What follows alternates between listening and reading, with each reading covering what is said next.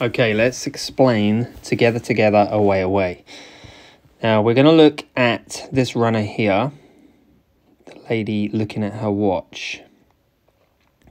Now, right here, I'm going to wind it back to mid-stance. So, mid-stance is when our foot is directly under our body. And at this point, just after, so you can see how the legs are coming together, together. Yeah? And then now at mid-stance, just after mid-stance, it switches to away, away. Right, and then just before the landing, look at the thighs. They start pulling together, together again. Then the landing occurs. Then we get to mid-stance, together, together, becomes away, away. And it continues away, away after toe off. After toe off, it then switches to together, together. And then it keeps going, together, together.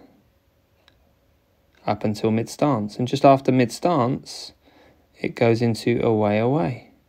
Right there, away, away. Now the movement doesn't change. What changes is the fact that it passes your midline. And we can think of it differently. The muscles are still doing the same action. The muscles are always pulling, of course. That's what muscles do. Muscles don't push.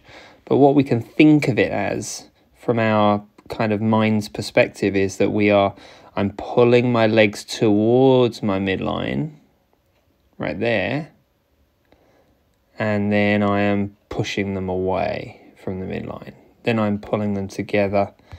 I'm pulling them together towards the midline, then pushing them away. Pulling them together and then pushing them away, pulling them together, then pushing them away, right?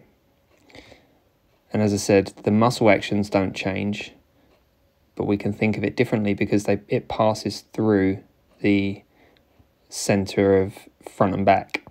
So it's a front to back movement with rotation internally and externally. So the hips rotate inwards and outwards. So inwards during stance phase, outwards during swing phase. Well, pretty much. Inwards during stance phase, and then outwards during swing phase in a forward direction. All right, that's getting a bit too much there. But just think of it from that point. We're trying to pull ourselves forwards. Yes, we do have momentum. Our center of mass has momentum, but we need strong, stable anchors.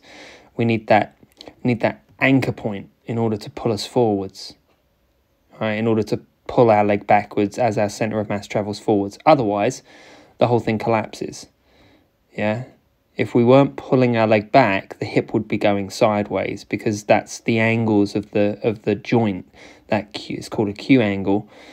The Q angle at the hip would simply just pop outwards. And we see that a lot because people are not pulling backwards on the leg. They're not doing the together, together. So the hip pops outwards because it has no choice. So we've got to generate the force that we want to negate the forces that we don't want. Okay? I hope that explains it.